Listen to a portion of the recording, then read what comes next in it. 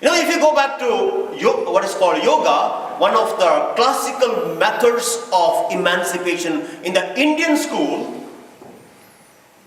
to begin the classical, what we call postures of yoga, a disciple required to sit without any body shake for 3 minimum hours. That's the first requirement. So those of you who think that yoga is so easy, please don't venture into it. And all that is taught in the West here, there are only some exercises. That is not yoga. So don't be fooled by all these things. Postures are only one part of Ashtanga Marga, that is the 8-fold path of yoga. I'm talking to you as a scholar. My center promotes it. I'll be speaking about that later. You see, don't think it is so easy. The first requirement to sit without motion for 3 hours, 3 to 5 hours. And therefore, in any prayer, even prayer of the heart, the first requirement is learn to sit down. Now, what do you mean by learning to sit down? How many of us are able to sit down? You see, that's our major problem. We can't sit down 5 minutes without distractions. Why is it happening to us that way? That's the most important thing. What does it mean to sit down? To sit down means to settle down. Settle down mentally. Settle down emotionally. Settle down physically. That is the first thing required. You may be wondering, Father, why are you telling all this? I tell you, gone are those days where we were satisfied with some vocal prayers. The youngsters of us today, they want to experience God in a deeper way. The tremendous, what is called, need and craving for God experience that is experienced by the youngsters is really, really marvelous. And therefore, the 21st century, if it has to make justice to the life of faith and life of Christianity, mind you, this deeper levels of prayer is a must.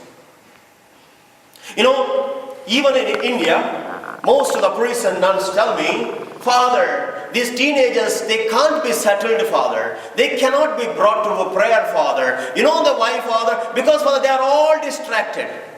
My experience with them is quite opposite. I have succeeded bringing these, 17 to 23-year-old kids to sit in a place with closed eyes without any distractions for 45 minutes. And I do that regularly. And therefore, these are all, mental, what is called mythologies. They are not realities of life.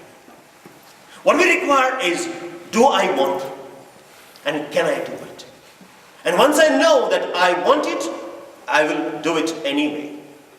How many of you are, foreigners here, not belonging to Canada?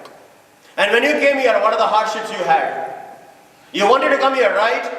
You wanted to earn your living here, right? You wanted to do all those things, right? And therefore you have it. That's it. That's all about life. That's all about life. What you have, what is your vision, and you see the goal there. Nothing else. And therefore when we speak about prayer of the heart, we are required to, tranquilize, make ourselves serene and tranquil. How shall we do that? The major culprit is our mind. God has given us 2 beautiful faculties that distinguish us from rest of the creatures. And these 2 faculties are human mind and human heart, the intellect and the will.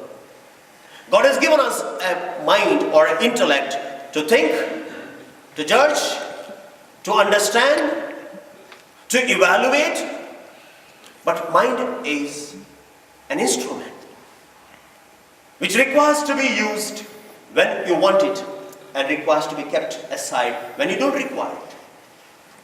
What happens today? Can you keep your mind tranquil for 1 minute? If I teach you now? If I teach you? It's so easy. So easy. I'll teach you at the end how to do that. And therefore what is required is mind required to be stilled. But today it's very difficult for us to still the mind because the mind suffers from 3 addictions. Which are those 3 addictions? Number 1, repetitive and useless thinking. Number 2, past and future thinking. Number 3, negative thinking. Number 1, repetitive and useless thinking. Let us say, ma'am, what's your name? Ma'am, what's your name? Huh? Cora, Siwari. Okay, Cora. Let us say this morning your best friend, fought with you for no reason. For no reason. She came in front of you and just yelled at you for 5 minutes. What do you feel? And whole day what happens to you? Why she did this way? What happened to me? Why she... No, I haven't done anything about. No, this should not be like that. No, something might have happened. No, this is this one. And how many times? Repeatedly. And what happens as a result? The emotions. You see?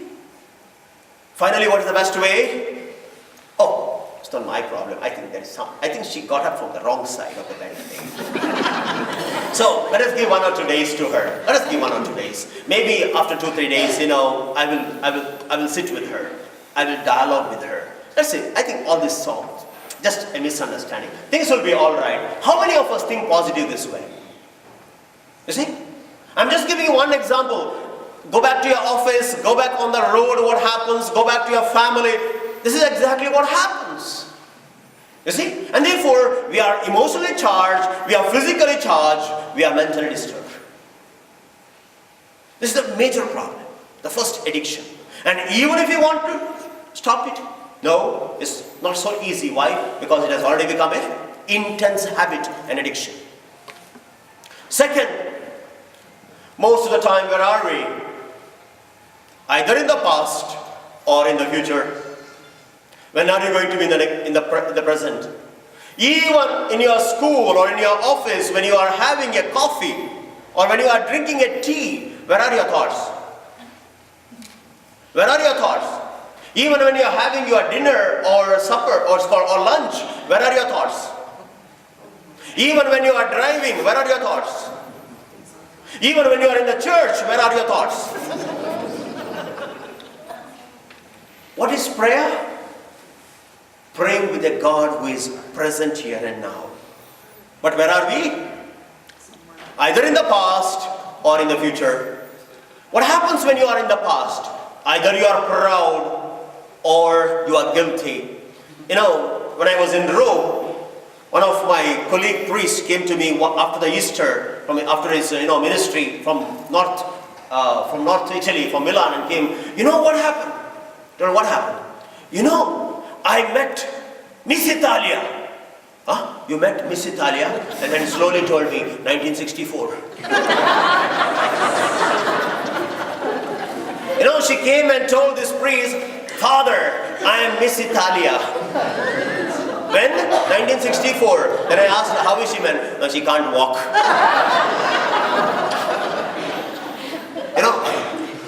Yes, in the past, yes, I'm so proud I was Miss Italia. But today, the important is, what are you today? So you are either proud or guilty. Oh, Father, I don't understand, Father, why I did that. I'm so sorry about it, but I feel so bad about it, Father. This is what happened. Today I would not have done that, Father. I know. When you look back, we all know we have made so many mistakes. But why are you bothered about it now? That's over. Can you do anything about it? And then why are you upset? Why are you feeling guilty? You see, we are all wasting our time thinking something useless. And on the other hand, Father, I am 94, Father. I don't know what happens tomorrow, Father. Father, I'm frightened of death, Father. Right? On one hand, and second hand, Father, tomorrow I'm going for an interview, Father. I don't know. First time I'm giving an interview. I'm shivering in my pants, Father. Over anxiety. In this bargain of past guilt or pride and over anxiety, the present moment is lost. I always say, As human beings, learn one thing. Learn to be in the present and learn to enjoy life to the full. We should not be sad even one moment. The past is an illusion. The past is a phantasm. Future is an illusion. Both are not true. What is true is now. Can I live in the present? Third, addiction. They say around 60 to 70% of our normal thinking is negative. 60 to 70% of our thinking is negative. The quantum physics comes and asks us one more thing. You know what? What you think in your mind, you hold in your hand. If 60 to 70% of your thinking is negative, then what do you hold in your mind? What do you think in your mind? Negative. What do you hold in your hand? Who destroys your life? You.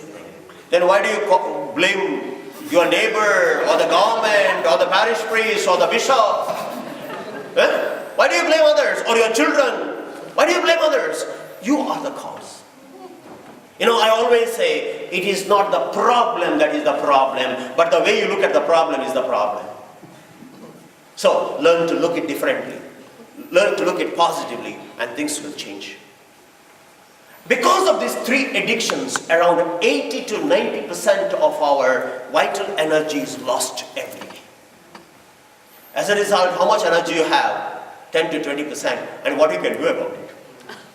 You see how we become immediately less motivated, less active, and therefore our whole capacity to be living in the fullness of life collapses.